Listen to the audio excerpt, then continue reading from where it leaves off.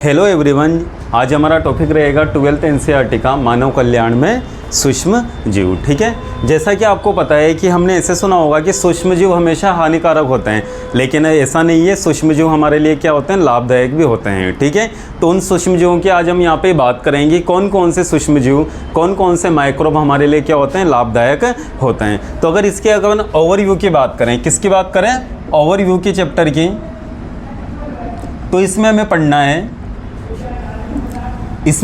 है, सबसे पहले इसमें अपन टॉपिक पढ़ेंगे घरेलू उत्पादों में सूक्ष्म जीव।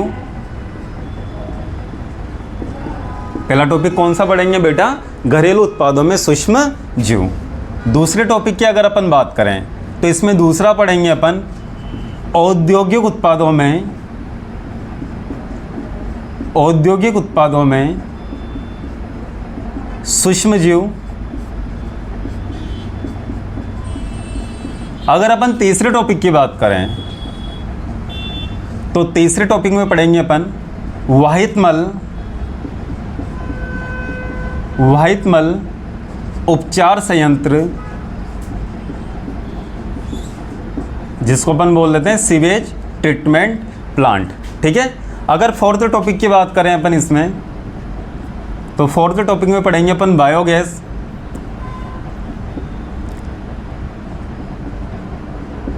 बायोगैस, जिसको अपन बोल देते हैं गोबर गैस। और अगर पांचों टॉपिक की अगर मैं बात करना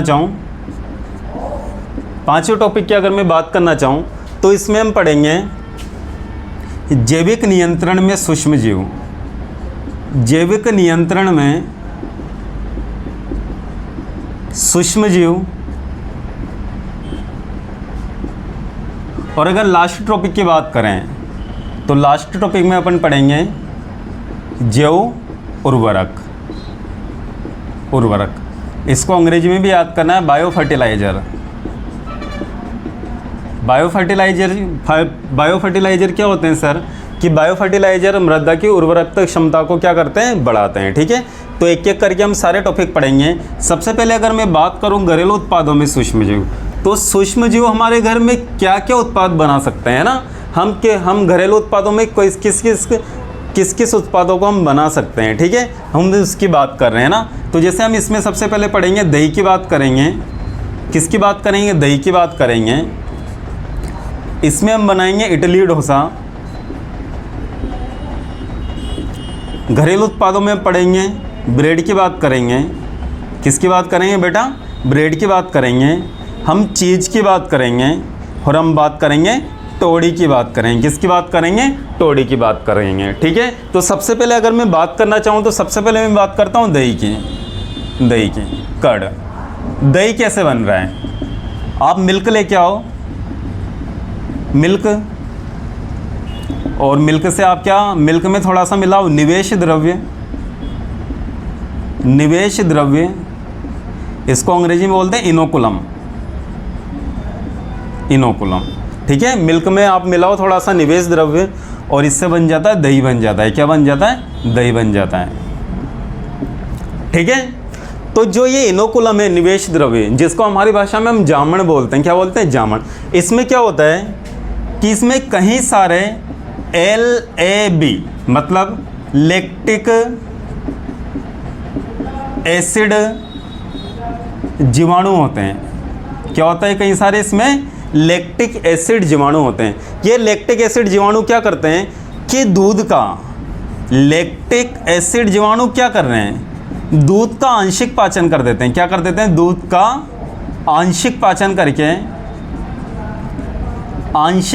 करके किसका निर्माण करते हैं, दही का निर्माण करते हैं। ठीक है, इसके अलावा LAB और क्या कर रहा है, LAB आपके दही में ऐड कर रहा है विटामिन B12। कौन सा विटामिन ऐड कर रहा है, विटामिन B12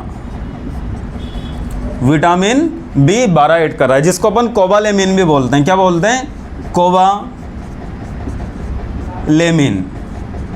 ये विटामिन B12 क्या कर रहा है, हमारे जो पोषण में क्या कर रहा है, वृद्धि कर रहा है। क्या कर रहा है, पोषण में वृद्धि कर रहा है, या पोषक तत्वों में क्या कर रहा है, वृद्धि कर रहा है। पोषण में वृद्धि करता है। क्या कर रहा है? LAB विटामिन B12 ऐड कर रहा है दही में, जो क्या कर रहा है? हमारे पोषण में क्या करता है? वृद्धि करता है। इसके अलावा LAB और क्या कर रहा है?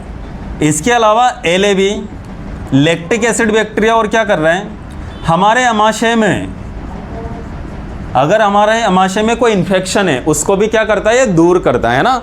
अमाशय में होने वाले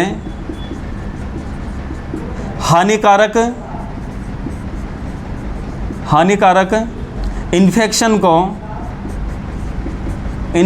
को या सूक्ष्म जीव की वृद्धि को रोकता है। यह क्या करता है? सूक्ष्म जीव की वृद्धि को रोकता है। किसको रोकता है? सूक्ष्म जीव की वृद्धि को रोकता है। तो हमने क्या पढ़ा कि हमने दूध से क्या बनाया? आपके लिए यहाँ पे दही बनाया। और दूध से दही कैसे बना रहे अपन? दूध में थोड़ा सा हमने मिलाया निवेश द्रव्य। निवेश द्रव्य में कौन सा जीवाणु है? Lactic acid bacteria. कौन सा जीवाणु है? लैक्टिक एसिड जीवाणु। अगर अपन लैक्टिक एसिड जीवाणु की कोई जाति की बात करें, किसी एक स्पीशीज की बात करें, लैक्टिक एसिड जीवाणु की एक जाति की बात करें, तो इसकी जाति का नाम आपको याद करना है, कई बार आ जाता है, लैक्टोबैसिलस। 8वीं क्लास में मैडम ने भी पढ़ाया होगा लैक्टोबैसिलस। कौन सी जाति है? लैक्टोबैसिलस। ठीक है, माना जाए ना तो ये क्या कर रहा है? किण्वन की प्रक्रिया कर रहा है। कौन सी प्रक्रिया करता है दूध में? किण्वन की प्रक्रिया करता है। और जो किण्वन की प्रक्रिया होती है ये अपन 11th NCERT का चैप्टर है, पाथवे में शोषण, वहाँ पे पढ़ते हैं अपन पूरी डिटेल में। ठीक है, किण्वन की प्रक्रिया अपन थोड़ा सा बता देते हैं। किण्वन की प्रक्रिया में अवायवीय शोषण होता है। कौन सा शोषण होता है? अवायवीय शोषण होता है। और अवायवीय शोषण के परिणाम स्वरूप क्या निकलती है? कौन सी गैस निकलती है? CO2।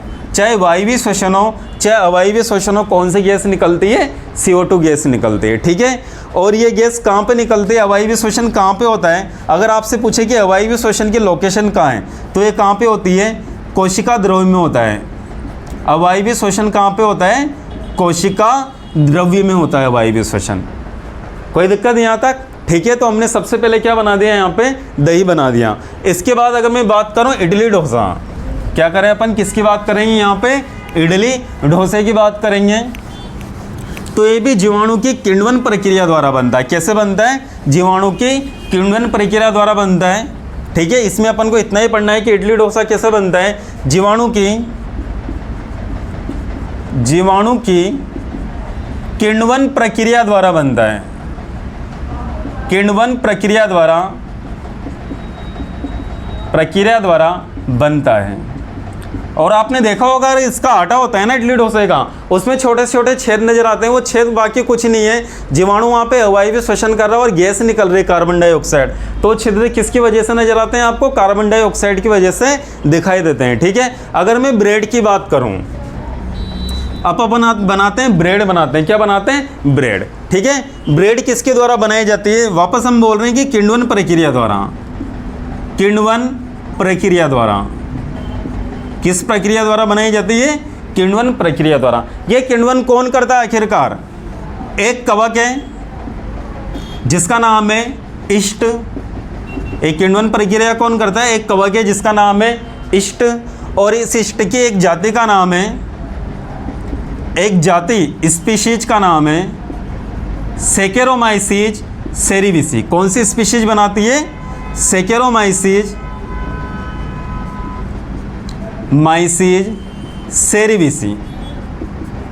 ठीक है बेटा, कौन सी स्पीशीज बना रही है? सेकेरोमाइसीज सेरिविसी। मैंने क्या पढ़ा यहाँ पे कि ब्रेड है ना किण्वन प्रक्रिया द्वारा बनता है। आपने ब्रेड में भी छोटे छोटे छिद्र देखे होंगे, वो छिद्र बाकी कुछ भी नहीं है, वो कार्बन डाइऑक्साइड निकलते हैं ना, उस वजह से छिद्र होते हैं। कि सर अवायवीय शोषण में तो एल्कोहल भी बनता है, तो जैसे हम ब्रेड को तोड़ते हैं ना, वो एल्कोहल तो सारा का सारा उड़ जाता है। ठीक है, कोई दिक्कत यहाँ तक? तो किण्वन प्रक्रिया कौन किण्वन कर रहा है ब्रेड बनाने के लिए आटे में? कवक कर रहा है। कौन कर रहा है? कवक। और कौन सा कवक है? एक इष्ट नाम से एक कवक है। और अगर बात करें कि इष्ट कौन सा कवक होता है, तो सबको पता होना चाहिए एक कोशिकीय कवक है। कौन सा कवक है? एक कोशिकीय कवक होता है, यूनिसेल्यूलर कवक होता है। इष्ट कौन सा कवक है? एक कोशिकीय कवक है। कवक के 4 ग्रुप होते हैं। Ascomycetes, basidiomycetes, phycomycetes, deuteromycetes. तो ये जो किस में आता है, एस्कोमाइसिटीज में आता है। कौन से वर्ग में आता है, कौन सी क्लास में आता है, एस्कोमाइसिटीज में, माइसिटीज में। 11th एनसीईआरटी के चैप्टर नंबर 2 में हम पढ़ते हैं कवक जगत, वहाँ पे अपन इसकी बात करते हैं, ठीक है। तो ये जो इष्ट होता है ना, इष्ट की एक जाति जिसका नाम है सैकेरोमाइसिस सेरेविसी, वो किसका निर्माण कर रहे हैं, यहाँ पे ब्रेड बना रही। क्या बना रही, ब्रेड। इसलिए इस इष्ट को अपन ब्रेकर इष्ट भी बोल देते हैं। क्या बोल देते हैं, ब्रेकर। क्या बोल देते हैं इसको, ब्रेकर इष्ट। अरे कौन बना रहा है, सैकेरोमाइसिस सेरेविसी, इष्ट की एक प्रजाति क्या बना रही है, ब्रेड बना रही है। इसलिए इसको अपन क्या बोल देते हैं, ब्रेकर इष्ट भी बोल देते हैं, ठीक है, कोई दिक्कत। अब मैं बात करूंगा यहाँ पे चीज की। किसकी बात करेंगे अपन, चीज की। देखो 2 प्रकार की चीज होती है। कितने प्रकार की चीज होती है, 2 प्रकार की। 2 प्रकार की चीज होती है। एक तो अपन बनाते हैं किण्वन द्वारा स्विच चीज, और एक अपन बनाते हैं किण्वन द्वारा रोक्यूफोर्ट चीज। रोक्यूफोर्ट चीज, जो स्विच चीज होती है ना, ये कवक की, जो स्विच चीज होती है ये जीवाणु की किण्वन प्रक्रिया द्वारा बनता है। किसके द्वारा बनता है, जीवाणु की किण्वन प्रक्रिया द्वारा। इस जीवाणु का नाम आपको याद करना है। इस कौन सी जीवाणु की किण्वन प्रक्रिया द्वारा बनता है, उसका नाम है प्रोपियोनिबैक्टीरियम शार्मेनाई। प्रोपियोनिबैक्टीरियम शार्मेनाई। शार में से याद रखना है, स्विच ऐसे याद हो जाएगा ना। तो स्विच चीज कौन सा जीवाणु बना रहा है, प्रोपियोनिबैक्टीरियम शार्मेनाई। ऐसे रोक्यूफोर्ट चीज है ना, जीवाणु द्वारा नहीं बनता, ये कवक की किण्वन द्वारा प्रक्रिया द्वारा बनता है। और कौन सा कवक बनाता है, पेनिसिलियम रोक्यूफोर्टी। पेनिसिलियम रोक्यूफोर्टी। पेनिसिलियम रोक्यूफोर्टी है ना। तो चीज अपन 2 प्रकार से बना रहे हैं। कौन कौन से बना रहे हैं, एक स्विच चीज बना रहे हैं, एक अपन रोक्यूफोर्ट चीज बना रहे हैं ना। स्विच चीज किसके द्वारा बनता है, एक जीवाणु द्वारा बनता है, याद रखने वाली बात है। और रोक्यूफोर्ट चीज किसके द्वारा बनता है, कवक द्वारा बनता है। अगर ऐसे क्वेश्चन आ जाए कि सभी प्रकार की चीज जीवाणु द्वारा बनते हैं, तो वो अपना कथन क्या हो गया, वो गलत हो गया, ठीक है। क्योंकि यहाँ पे रोक्यूफोर्ट चीज किसके द्वारा बन रहा है, कवक के द्वारा बन रहा है, जिसका नाम है पेनिसिलियम रोक्यूफोर्टी। अब बात करता हूं मैं टोडी की। किसकी बात करता हूं, टोडी की। टोडी क्या है, सबसे पहले तो ये एक दक्षिण भारतीय, टोडी क्या है, तो अगर हम बोलेंगे दक्षिण भारतीय मादक पेय पदार्थ है। दक्षिण भारतीय मादक पेय पदार्थ है। अरे ट्रेडिशनल होता है वहाँ पे टोडी, कोई भी प्रोग्राम शादी वगैरह में या कोई भी त्यौहार आता है ना, तो टोडी पिलाते हैं, मादक पेय पदार्थ है, ठीक है। ये कैसे बनता है, टोडी कैसे बनता है, ये भी किण्वन प्रक्रिया द्वारा बनता है। कौन सी प्रक्रिया द्वारा बनता है, किण्वन प्रक्रिया द्वारा बनता है। इसमें क्या करते हैं, जो ताड़ का वृक्ष है, ताड़ का वृक्ष आपने सुना होगा अंग्रेजी में प्लेम ट्री। जो ताड़ का वृक्ष है उसके तने को क्या करते हैं अपन, किण्वन करते हैं। तने को क्या करते हैं, किण्वित करते हैं। उसके द्वारा अपन क्या बनाते हैं, टोडी बनाते हैं, ठीक है। ताड़ के वृक्ष को किण्वन प्रक्रिया द्वारा अपन क्या बनाते हैं, टोडी बनाते हैं। तो अपने यहाँ पे क्या क्या पढ़ा, सबसे पहले तो हमने जैसे कि यहाँ पे दही बनाया, हमने यहाँ पे इडली डोसा बनाया, ब्रेड बनाया, चीज़ बनाया और टोडी बनाया। ये सब के सभी हमारे किस में यूज होते हैं, घरेलू उत्पादों में यूज होते हैं। सेकंड टॉपिक अपन स्टार्ट करते हैं, औद्योगिक उत्पादों में सूक्ष्म जीव, ठीक है। सेकंड टॉपिक अपन स्टार्ट करते हैं, औद्योगिक उत्पादों में सूक्ष्म जीव। इसमें अपन बनाएंगे, सेकंड टॉपिक है हमारा औद्योगिक उत्पादों में सूक्ष्म जीव। औद्योगिक उत्पादों में सूक्ष्म जीव, ठीक है। मतलब कारखानों में कैसे यूज कर रहे हैं अपन इनको, फैक्ट्रियों में कैसे यूज कर रहे हैं ना, ठीक है। तो अगर मैं बात करूं सबसे पहले, तो इसमें अपन क्या क्या पढ़ेंगे, सबसे पहले पढ़ेंगे इसमें अपन दारू बनाएंगे। क्या बनाएंगे? दारू। दारू को एनसीईआरटी ने सभी भाषा में दे रखा है किण्वित पेय। क्या बनाएंगे? सबसे पहले किण्वित पेय बनाएंगे अपन। इसके बाद इसमें अपन एक और टॉपिक पढ़ेंगे छोटा सा औद्योगिक उत्पादन में। यहाँ पे अपन उत्पादन करेंगे प्रतिजैविक का, एंटीबायोटिक। क्या बनाएंगे? एंटीबायोटिक। और इसमें अपन तीसरा टॉपिक पढ़ेंगे एंजाइम, अम्ल तथा अन्य जैव सक्रिय अणु। अन्य जैव सक्रिय अणु, इन टॉपिक की बात करेंगे अपन सबसे पहले, है ना। तो सबसे पहले अपन टॉपिक उठाते हैं यहाँ पे दारू की बात करते हैं। किसकी बात करते हैं? दारू की, जिसको अपन बोलते हैं किण्वित पेय बनाते हैं ना। देखो मान लो कि कोई भी ग्लूकोज का सोर्स ले लो।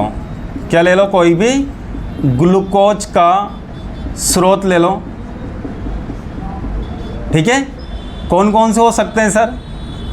ज्वार ले लो, गेहूं ले लो, बाजरा ले लो या अंगूर ले लो। कौन सी दारू पीनी है उसके अनुसार, है ना।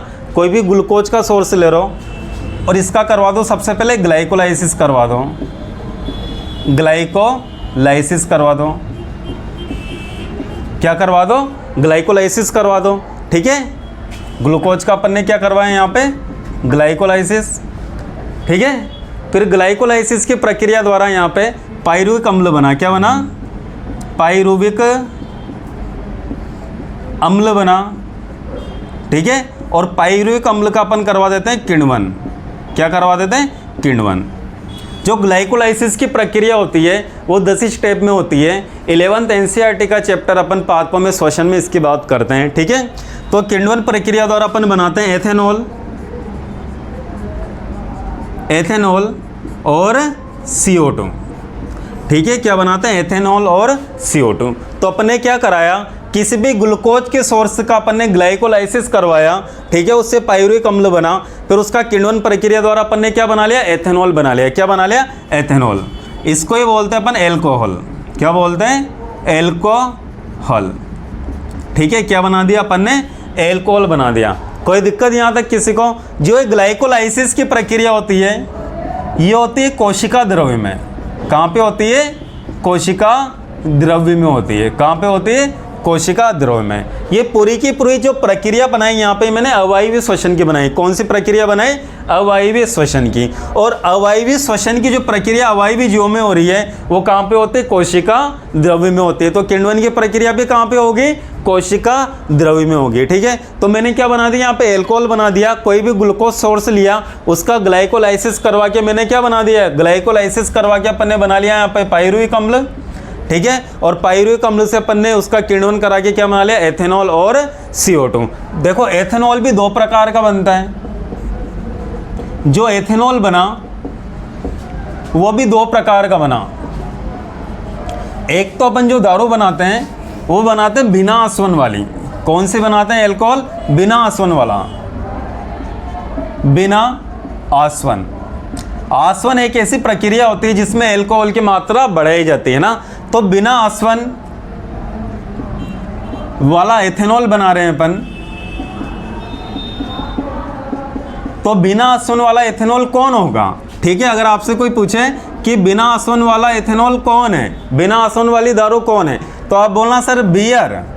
कौन है? बियर और वाइन। बिना आसवन के आपने क्या बनाया? बियर और वाइन, ठीक है। और फिर भी अगर आपको ज़्यादा एल्कोहल वाला पेय पीना है तो आप क्या करोगे? उसको आसवन वाली पी के आओगे। क्या पियोगे? आसवन प्रक्रिया द्वारा। आसवन प्रक्रिया द्वारा निर्मित एल्कोहल।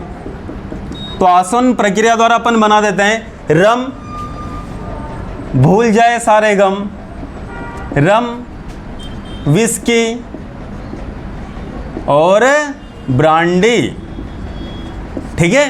तो एल्कोहल 2 प्रकार से बनाया अपन ने। एक तो आसवन वाला बनाया, एक बिना आसवन वाला बनाया। आसवन आसवन प्रक्रिया द्वारा अपन ने बनाया रम, विस्की और ब्रांडी। आसवन प्रक्रिया वाले में क्या होता है भैया, एल्कोहल की मात्रा क्या होता है बेटा, एल्कोहल की मात्रा क्या होती है इसमें, ज़्यादा होती है। क्या होती है, ज़्यादा।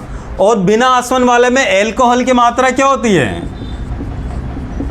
एल्कोहल की मात्रा इसमें क्या होती है, कम होती है। ठीक है, एल्कोहल की मात्रा क्या होती है, कम होती है ना। जो भी अपन ये उत्पादन कर रहे हैं, जहाँ पे भी अपन किण्वन प्रक्रिया कर रहे थे, जहाँ पे भी अपन किण्वन प्रक्रिया कर रहे थे, उनको बोलते हैं अपन फर्मेंटर बोलते हैं। क्या बोलते हैं, फर्मेंटर। इनके लिए बड़ी बड़ी फैक्ट्रियाँ होती है, और जहाँ पे भी किण्वन प्रक्रिया करते हैं उसको क्या बोलते हैं अपन, फर्मेंटर बोलते हैं। और अपन ने क्या बोला था कि कोई भी ग्लूकोज सोर्स ले लेते हैं और उसका अपन क्या कर देते हैं, किण्वन कर देते हैं। ठीक है, किण्वन कर देते हैं। किसके द्वारा किण्वित करते हैं, ग्लूकोज को किसके द्वारा किण्वन करते हैं। अगर अपन बात करें तो ये अपन किण्वन करते हैं ईस्ट के द्वारा। किसके द्वारा किण्वन करते हैं अपन, ईस्ट के द्वारा। कौन सा ईस्ट है सर, वही जो हमारा पुराना दोस्त है सैकेरोमाइसिस सेरेविसी। कौन है, सैकेरोमाइसिस सेरेविसी, जो हमें क्या बना के खिला रहा था, ब्रेड बना के खिला रहा था। वही हमें क्या पिला रहा है, वही हमें यहाँ पे दारू पिला रहा है। ठीक है, सैकेरोमाइसिस सेरेविसी। जब इसने ब्रेड बनाई थी तो इसको मैंने क्या बोला था, आपने क्या बोला था, इसको ब्रेकर ईस्ट।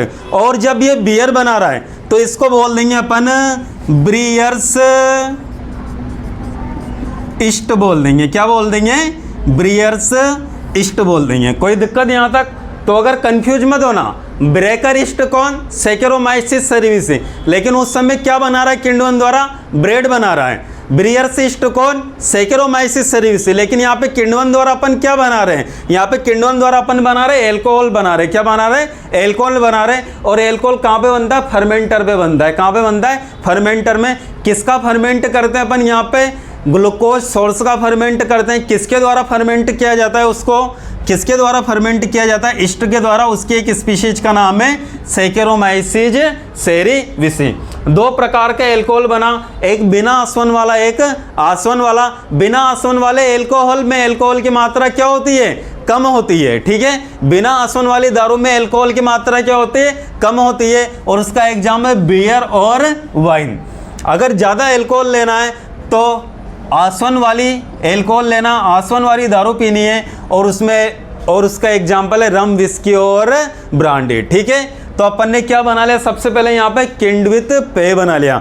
दूसरा हमारा पॉइंट था, हम यहाँ पे उत्पादन करेंगे एंटीबायोटिक बनाएंगे। क्या बनाएंगे बेटा, एंटीबायोटिक, प्रतिजैविक। हमें थोड़ी सी भी चोट लग जाती है या हम कभी बीमार हो जाते हैं तो हम कहाँ पे जाते हैं, डॉक्टर के पास जाते हैं। और डॉक्टर हमें क्या देता है, बुखार की गोली के साथ साथ, फीवर की गोली के साथ साथ हमें देता है एंटीबायोटिक।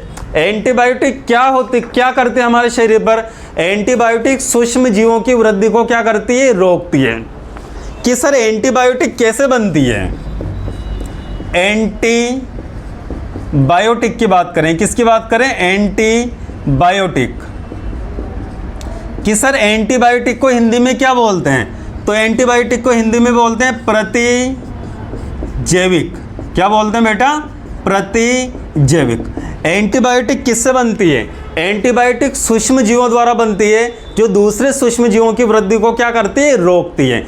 एंटीबायोटिक सूक्ष्म जीवों द्वारा बनती है, जो दूसरे सूक्ष्म जीवों की वृद्धि को रोकती है। ठीक है, कोई बात। तो सबसे पहले एंटीबायोटिक, जैसे हमें डॉक्टर एंटीबायोटिक क्यों देता है, जैसे मुझे यहाँ पे चोट लग जाए तो मैं एंटीबायोटिक खाऊंगा। क्यों खाऊंगा, क्योंकि यहाँ पे सूक्ष्म जीव लग सकते हैं, इन्फेक्शन हो सकता है भैया, सूजन आ सकती है, पानी निकल सकता है, कुछ भी हो सकता है। ठीक है, तो ये सूक्ष्म जीवों की वृद्धि को क्या करती है, रोकती है। क्या करती है, रोकती है। कोई दिक्कत यहाँ तक? तो सबसे पहले अगर इसके इतिहास की बात करें, किसकी बात करें, इतिहास की बात करें, तो एंटीबायोटिक की खोज का श्रेय जाता है एक बड़े प्यारे साइंटिस्ट को, जिसने लाखों करोड़ों जिंदगियां बचाई थी एंटीबायोटिक का उत्पादन करके। उसका नाम है एलेक्जेंडर फ्लेमिंग, अलेक्जेंडर फ्लेमिंग। और सबसे पहले खोजी गई एंटीबायोटिक कौन थी अगर आपसे पूछें तो उसका नाम है पेनिसिलियम, पेनिसिलिन। क्या नाम है? पेनिसिलिन। और ये किससे मिली थी? कवक द्वारा मिली थी और उस कवक का नाम है Penicillium notatum, Penicillium notatum. Naughty सा कवक है, नोटी सा कवक है, पेनिसिलियम नोटेटम, है ना। एंटीबायोटिक किसके द्वारा मिली थी भैया? सबसे पहले पेनिसिलियम नोटेटम द्वारा, कवक द्वारा मिली थी। और कौन सी एंटीबायोटिक खोजी गई थी? पेनिसिलिन खोजी गई थी, है ना। और किसके द्वारा खोजी गई थी? अलेक्जेंडर फ्लेमिंग के द्वारा खोजी गई थी। सन इसका अटपटा दे रखा है, कभी 1928 दे रखा है कहीं पे और कहीं पे दे रखा है 1929। तो हम बात करेंगे 1928 की, है ना। अब जो एंटीबायोटिक जब हमें मिली थी तो एक प्रकार की घटना थी। क्या थी? घटना। घटना का मतलब समझते हो? अचानक से कोई चीज़ हमें मिल जाए या अचानक से कोई चीज़ घटित हो जाए, उसको क्या बोलते हैं? घटना, है ना। तो एंटीबायोटिक की खोज क्या थी भैया? एक प्रकार की घटना। घटना को बोलते हैं अपन सेरेंडिपिटी, सेरेंडिपिटी। तो एंटीबायोटिक की खोज क्या थी? एक प्रकार की घटना थी। तो मैं आपको बताता हूं कि एंटीबायोटिक कैसे खोजी गई। मैं आपको बताता हूं कि एंटीबायोटिक कैसे खोजी गई। अलेक्जेंडर फ्लेमिंग एक जीवाणु पर कार्य कर रहे थे। अलेक्जेंडर फ्लेमिंग एक जीवाणु पर कार्य कर रहे थे जिसका नाम है स्ट्रेफिलोकोकस।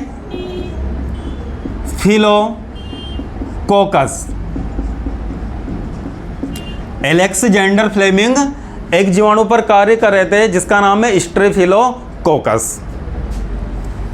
जैसे ये पेट्री प्लेट है और यहाँ पे ये कार्य कर रहे हैं स्ट्रेफिलोकोकस पर कार्य कर रहे हैं, उसकी कॉलोनियाँ बना रहे हैं, जीवाणु का कल्चर कर रहे हैं। क्या कर रहे हैं? जीवाणु का कल्चर कर रहे हैं। तो इसने देखा कि जो बिना धुली हुई प्लेट थी, सो गया होगा, कार्य करता करता थक गया होगा, तो इसने देखा जो बिना धुली हुई प्लेट थी वहाँ पे एक मोल्ड उत्पन्न हो रहा है। जो बिना धुली हुई प्लेट थी वहाँ पे ऐसा कोई मोल्ड उत्पन्न हो रहा है।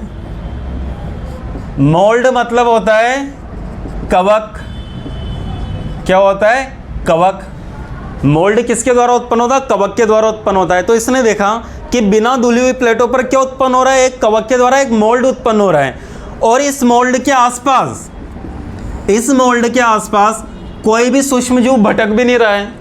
और अगर कोई सूक्ष्मजीव इस मोल्ड के आसपास आ जाता है तो उसकी क्या हो जाती है भैया? मृत्यु हो जाती है। क्या हो जाती है? उसकी मृत्यु हो जाती है। तो इसने देखा बिना धुली हुई प्लेटों पर कि कवक के द्वारा एक मोल्ड उत्पन्न हो रहा है जो सूक्ष्म जीवों की वृद्धि को क्या कर रहा है? रोक रहा है। सूक्ष्म जीवों के लिए क्या है? वो हानिकारक है। तो एंटीबायोटिक किसी सूक्ष्म जीवों से मिली थी, क्योंकि जीवाणु भी क्या है? सूक्ष्म जीव है। और मोल्ड किसके द्वारा उत्पन्न हो रहा है? कवक के द्वारा। और कवक भी क्या है? यहाँ पे सूक्ष्म जीव है। तो हमने एंटीबायोटिक की डेफिनेशन क्या बोली थी कि सूक्ष्म जीव द्वारा उत्पन्न होती है जो दूसरे सूक्ष्म जीवों की वृद्धि को क्या करती है? रोकते हैं। ठीक है। तो एक मोल्ड उत्पन्न हो रहा था। अब देखा कि ये मोल्ड किस कवक के द्वारा उत्पन्न हो रहा है, तो उस कवक का नाम है पेनिसिलियम, पेनिसिलियम नोटेटम। क्या नाम है? Penicillium notatum. ये क्या कर रहा है? मोल्ड सूक्ष्म जीवों की वृद्धि को रोक रहा है, इसलिए इसको नाम दिया गया एंटीबायोटिक। एंटीबायोटिक क्या नाम दिया गया? एंटीबायोटिक। और पेनिसिलियम नोटेटम द्वारा ये मोल्ड उत्पन्न हो रहा था, इसलिए प्रथम खोजी गई एंटीबायोटिक थी पेनिसिलिन। कौन सी थी बेटा? पेनिसिलिन। तो बात हमने करी कि सबसे पहले कौन सी एंटीबायोटिक खोजी गई थी, तो आपको पता होना चाहिए कौन सी खोजी गई थी? पेनिसिलिन। किस कवक द्वारा खोजी गई थी? तो उसका नाम है पेनिसिलियम नोटेडम। किसके द्वारा खोजी गई थी? तो साइंटिस्ट का नाम है अलेक्जेंडर फ्लेमिंग। और कैसे खोजी गई थी? तो एक प्रकार की घटना थी। फ्लेमिंग जब स्ट्रेप्टोकोकस बैक्टीरिया पर कार्य कर रहे थे तो बिना धुली हुई प्लेटों पर उन्होंने देखा कि एक मोल्ड उत्पन्न हो जाता है और वो मोल्ड जीवाणु की वृद्धि को क्या कर रहा है? रोक रहा है। और वो मोल्ड किसके द्वारा उत्पन्न हुआ था? पेनिसिलियम नोटेडम कवक द्वारा उत्पन्न हुआ था। इसलिए प्रथम खोजी गई एंटीबायोटिक कौन सी थी? पेनिसिलिन थी। ठीक है, इसके बाद दो साइंटिस्ट आए, अर्नेस्ट चेन तथा हार्वर्ड फ्लोरे। अर्नेस्ट चेन तथा हार्वर्ड फ्लोरे कौन कौन से साइंटिस्ट आए? अर्नेस्ट चेन तथा हार्वर्ड फ्लोरे। इन्होंने शक्तिशाली एंटीबायोटिक तैयार करी। कौन सी एंटीबायोटिक तैयार करी? शक्तिशाली एंटीबायोटिक तैयार करी।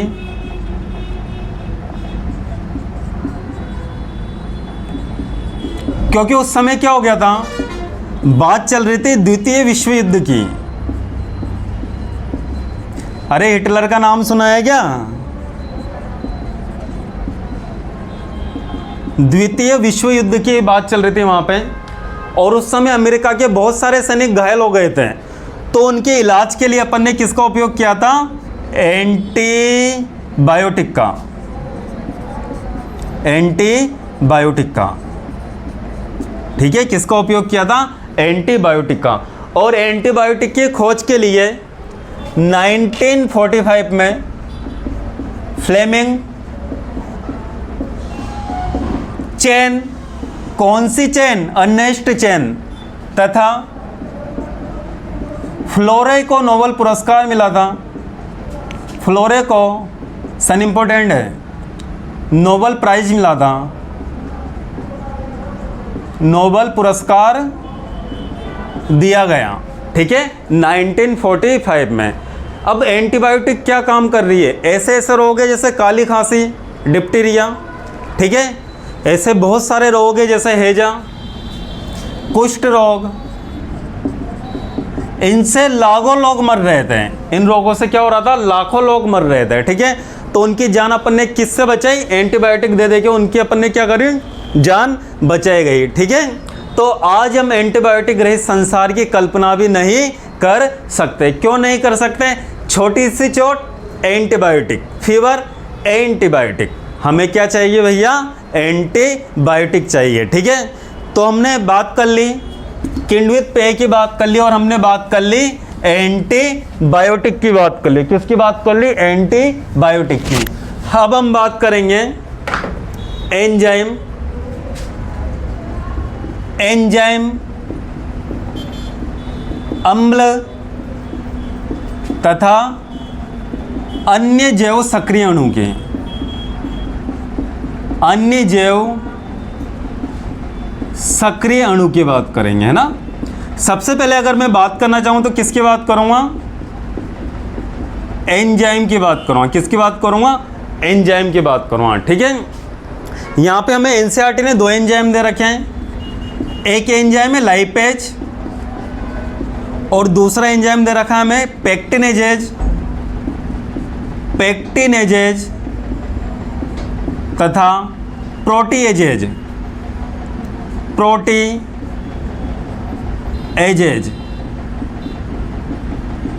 जो लाइपेज एंजाइम क्या होता है कि लाइपेज एंजाइम है ना, जैसे तेल होता है ना, तेल हमारे कपड़ों पर अगर तेल की बूंद गिर जाए तो हम उसको सर्प में गलाते हैं, अपमार्जक में गलाते हैं। उसमें कौन सा एंजाइम होता है?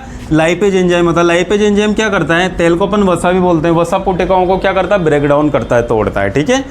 तो लाइपेज एंजाइम क्या करता है? वसा पुटिकाओं को तोड़ता है। अरे हमारे कपड़ों को अपन अपमार्जक में, सर्प में इसलिए तो गलाते हैं क्योंकि उसके अंदर कौन सा एंजाइम होता है? लाइपेज एंजाइम, है ना। और वसा का मतलब होता है लिपिड, और लिपिड को तोड़ने के लिए किसका उपयोग किया जाता है? लाइपेज एंजाइम का उपयोग किया जाता है ना। तो ये क्या करता है? वसा पुटिकाओं को तोड़ता है। इसलिए इसका उपयोग अपन किस में करते हैं? अपमार्जक के रूप में करते हैं। किस रूप में करते हैं? अपमार्जक के रूप में करते हैं, ठीक है। हाँ, पेक्टिनेजेज और प्रोटीएजेज की अगर मैं बात करूं, किसकी बात करूंगा? पेक्टिनेजेज और प्रोटीएजेज की। तो आपने देखा होगा जैसे हम बाज़ार से कोई जूस खरीद के लाते हैं तो वो एकदम साफ साफ नज़र आता है, बोतल में बंद जो डब्बा होता है जूस का, वो उसमें जूस एकदम कैसा नज़र आएगा? आपको साफ साफ नज़र आएगा। वो ऐसा क्यों नज़र आ रहा है? क्योंकि उसके अंदर क्या मिला हुआ है? पेक्टिनेजेज और प्रोटीएजेज एंजाइम, जो क्या करता है कि उस जूस को एकदम साफ करता है। और वो जूस है ना, अपन कई दिनों तक स्टोर करके रख सकते हैं। जैसे अगर अपन घर पे जूस बनाएंगे तो उसको अपन ज़्यादा दिन तक नहीं रख सकते, लेकिन इस जूस को, बाजार से खरीदे हुए जूस को अपन क्या करते हैं? ज़्यादा समय तक है ना अपन रख सकते हैं। क्यों रख सकते हैं? क्योंकि उसमें कौन सा एंजाइम होता है? पेक्टिनेजेज और प्रोटीएजेज। ये एंजाइम क्या करता है कि अगर कोई इसके अंदर है ना जीवाणु वगैरह कोई भी प्रवेश करेगा तो उसको क्या करेगा? वो नष्ट कर देगा और जूस को सड़ाने से बचाता है। ठीक है, और जूस भी कैसा नजर आता है? इस एंजाइम की वजह से साफ साफ नजर आता है ना। तो हमने बात कर ली यहाँ पे, एंजाइम की बात कर ली। अब हम बात करेंगे अम्ल की, बात करेंगे। क्या बात करेंगे? अम्ल की। और अम्ल में से बहुत सारे क्वेश्चन आए हुए हैं और डायरेक्ट क्वेश्चन आता है नीट में, मिलाने वाला, मेल मिलाप वाला। और मेल मिलाप करना सबको अच्छे से आता है, जिसको नहीं आता है उसको मैं सिखाऊंगा। बात करते हैं अपन अम्ल की, बात करते हैं किसकी बात करते हैं? अम्ल की। इधर लिखेंगे अपन अम्ल और इधर लिखेंगे अपन किससे प्राप्त हुआ है ना। तो किससे प्राप्त हो रहा है? सूक्ष्म जीवों से, सूक्ष्म जीव। ठीक है, अम्ल की बात करेंगे इधर, इधर बात करेंगे अपन सूक्ष्म जीव की। सबसे पहले अगर अपन ने अभी हाल ही पढ़ा, कौन सा अम्ल बनाया अपन ने? लैक्टिक अम्ल, लैक्टिक अम्ल। और आपको पता है, मास्टर ने आपको पढ़ाया है कि लैक्टिक अम्ल किससे बन रहा है? लैक्टोबैसिलस,